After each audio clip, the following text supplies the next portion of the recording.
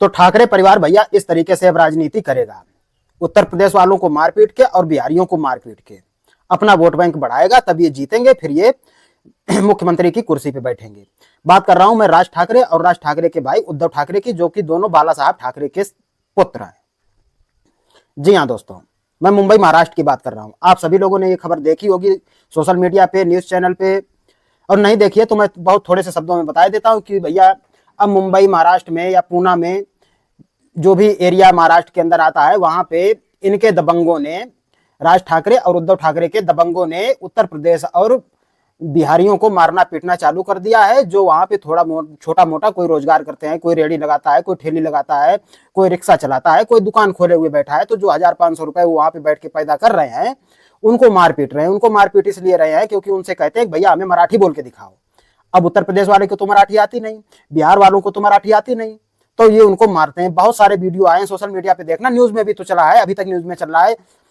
मार रहे हैं भाई, उत्तर प्रदेश वालों को और बिहारियों को मार रहे हैं मुंबई वाले।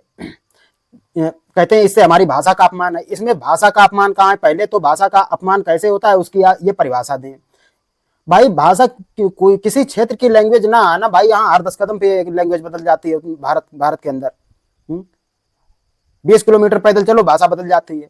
तो व्यक्ति को लैंग्वेज ना आना भाषा किसी भाषा का अपमान तो नहीं है।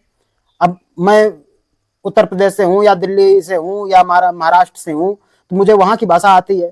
मैं किसी दूसरे प्रदेश में जाऊंगा, मुझे वहां की भाषा नहीं आती, तो इसका मतलब ये तो नहीं है कि मैंने उस प्रदेश की भाषा का कोई अपमान कर दिया।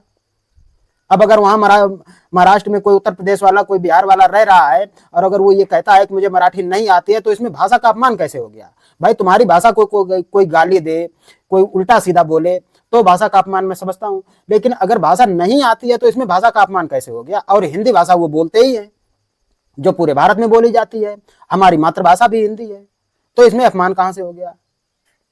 तो ये भैया उनको मार पीट रहे हैं और कुछ नहीं, कहीं कोई अपमान नहीं हो रहा है, इनकी भाषा का कहीं कुछ नहीं हो रहा।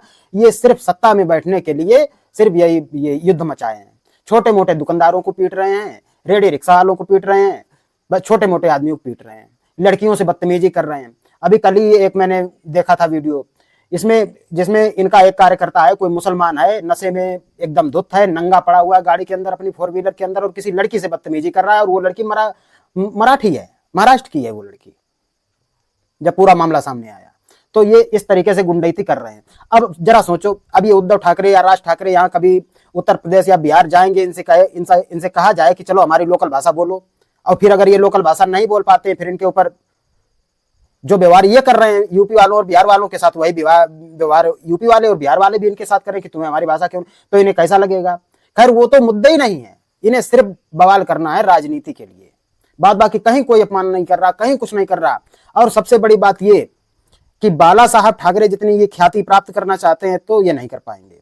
ये मेरी उनको नसीहत है, दोनों भाइयों को, राज ठाकरे और उद्धव ठाकरे को मेरी ये नसीहत है कि बाला साहेब ठाकरे जितनी आप ख्याति नहीं कभी प्राप्त कर पाओगे।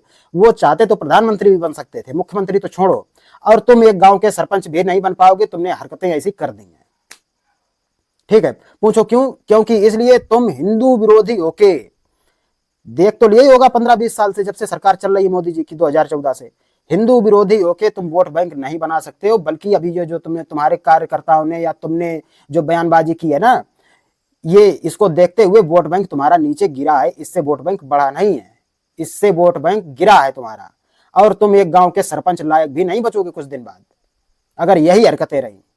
बाला साहेब ठाकरे को मैं भी सुनता था, मैं छोटा था, सुनता था, मैं भी उनका बहुत बड़ा फैन था, हूं और रहूंगा। मैं इन दोनों भाइयों का भी मैं फैन था जब मैं इन्हें नहीं जानता था, लेकिन जब इनकी हरकतें सामने आई उससे पता लग गया कि ये कुर्सी पाने के लिए गूतक खा लेंगे। बाला साहब ठाकरे इस तरीके के व्यक्ति नहीं थे, ये कुर्सी पाने के लिए गूतक खा लेंगे, इन्होंने साबित करके दिखा दिया है। और इन्होंने अपना वोट बैंक गिराया है पिछले 3-4 दिन में, जो ये लफड़े हुए हैं मुंबई महाराष्ट्र में या पूना में। इन्होंने यूपी और बिहारियों को मार के ये साबित कर दिया है कि भैया हम कुर्सी पाने के लिए किसी भी हद तक गिर सकते हैं, और ये गिर रहे हैं, और जनता बड़ी अच्छे तरीके से जानती है। इससे इनका वोट बैंक गिरा है, बढ़ा कतई नहीं है, बिल्कुल भी नहीं करनी। अगर इन्हें अपने पिताजी की तरह ख्याति प्राप्त करनी है तो आपको हिंदू हृदय सम्राट बनना पड़ेगा, और अगर आप हिंदू हृदय सम्राट नहीं बन पाते हैं तो आप अपने पिताजी की जूती की नोक के बराबर भी नहीं है, ये मान के चलिए। अभी कुछ साल पहले यही राज ठाकरे कह रहे थे कि मैं उद्धव ठाकरे की पार्टी में नहीं जाऊंगा, कभी नहीं जाऊंगा, और आगे देखो। बाला साहब ठाकरे कहते थे कि मैं अपनी शिवसेना खत्म कर दूंगा, सब कुछ खत्म कर दूंगा जिस दिन मुझे कांग्रेस ज्वाइन करनी पड़ेगी, जिस दिन मुझे कांग्रेस ज्वाइन करनी पड़ेगी उस दिन मैं शिवसेना ही खत्म कर दूंगा।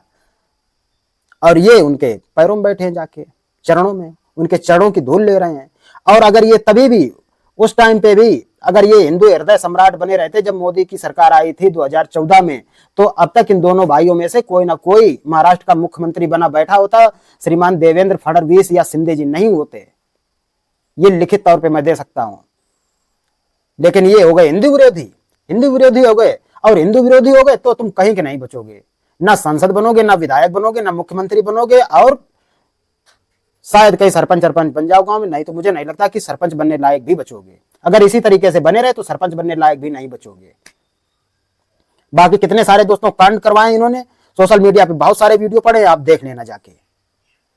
मेरी तो यार ये नहीं समझ में आता है, मेरी क्या ये कुछ लपड़ झंडिसों की ये समझ में नहीं आता है, अभी तक नहीं समझ में आया कि हिंदू विरोधी होकर तुम एक वोट नहीं पा सकते हो, और वोट ही पाओगे बस 10, 20, 50, 100, इससे ज्यादा कहीं कुछ नहीं होने वाला। हिंदू विरोधी होकर आप सत्ता में नहीं आ सकते हैं।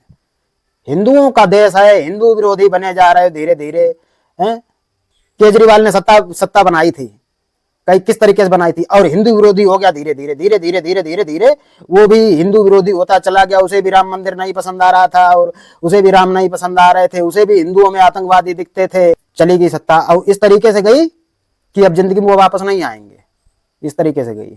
तो कुछ लपड़ झंडिसों की समझ में ये नहीं आता है, अभी भी नहीं समझ में आ रहा है कि हिंदू विरोधी होके तुम कहीं के नहीं रह जाओगे, तुम्हें कोई वोट नहीं मिलेगा, तुम कहीं के मंत्री संतरी नहीं बनोगे। तो दोस्तों ये सब राजनीति के लिए हो रहा है, कहीं कुछ नहीं है, कहीं किसी की भाषा का अपमान नहीं हो रहा है, सब राजनीति के लिए। और अभी देखो आगे आगे क्या होता है। इनका जो कुछ वोट बैंक था थोड़ा बहुत, वो भी उन्होंने गिरा लिया है। ठीक है, वंदे मातरम, जय हिंद दोस्तों। मेरा नाम रोमेश पाठक, चैनल को जरूर सब्सक्राइब कर लें। फिर से कोई नया वीडियो लेके आऊंगा, तब तक के लिए जय हिंद, वंदे मातरम।